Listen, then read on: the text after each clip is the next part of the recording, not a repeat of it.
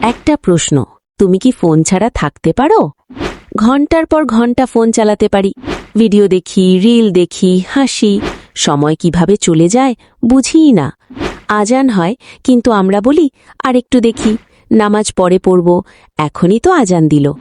এই পরে শব্দটাই আমাদের ধ্বংস করছে। ফোন ছাড়া 1 ঘন্টা থাকতে পারি না, কিন্তু 5 মিনিট নামাজ কঠিন লাগে।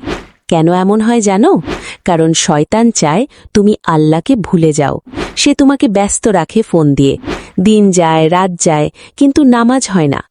একদিন হঠাৎ সব শেষ হয়ে যাবে, তখন আর ফোন থাকবে না, থাকবে শুধু তোমার আমল।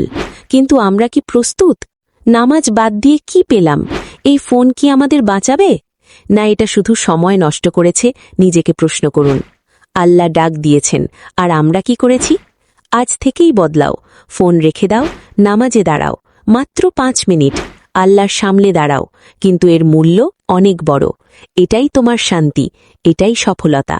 ফোন থাকবে, কিন্তু নিয়ন্ত্রণে। সময় দাও আল্লাহকে। আজ আছো, কাল নাও থাকতে পারো, কারণ একদিন হঠাৎ সুযোগ শেষ হয়ে যাবে। আজ থেকেই 5 ওয়াক্ত নামাজ শুরু করো। আল্লাহ আমাদের সবাইকে হেদায়েত দান করুন।